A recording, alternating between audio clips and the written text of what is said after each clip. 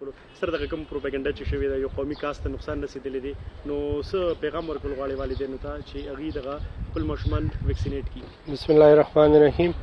څنګه چې تاسو دا ووایې د بله ورځ چې کومه پروپاګانډا وه د پولیو مهم خلاف، دا زه به دا وایم چې دا د ماشومانو سره زیاتې دی، زموږ د راتلونکي نسل سره زیاتې دی. پولیو خو یو داسې مرض دی چې کوم د وجې ماشومان معذوره پاتې شي، او دا چې کوم د حکومت کوشش کوي دا د دغې ختمولو لپاره، زموږ د ماشومانو د دې بیمارۍ د ختمولو لپاره دوی دا کوشش کوي، او داسې عناصر چې هغوی دا پروپاګانډا کوي چې هغه دی کې دا شیز دی او دا شیز دی، نو دغې باندې زه د هغوی سخت دغه هم کوم.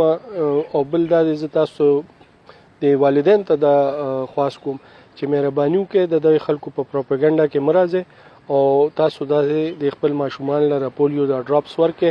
موږ په خپله ما خپل ماشومې له هم دغه پولیو ډراپس ورکړي، تاسو په دغه کتلي هغه وزیر اعظم منشتر هم ټول په خپل ماشومان له ورکړي، علما کرام راغلي دي هغوی هم په هغې دغه باندې تاسو ته ووایي چې یاره دې کې هېڅ قسمه داسې خبره نشته.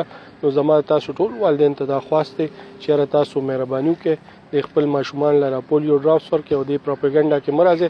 دا صرف د ماشومان نه ستاسو د فایدې خبره هم دی، ځکه سبا له به څه دا والدین چې دوی بار ته ځي او انټرنیشنلي موږ باندې دونه پریشر راځي چې زموږ خلک به د دې ملک له بار ته نشي تللی، هغوی به هلته نه پرېږدي، زموږ چې کوم مزدوري هغه به هلته مزدوري نشي کولی. نو دا زموږ د قوم د سره یو سازش دی زما په خیال.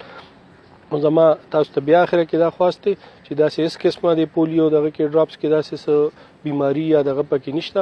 ټول والدین ته دغه چې څنګه مخکې ورکولې دغه شانتې بیا هم ورکوئ. مهرباني.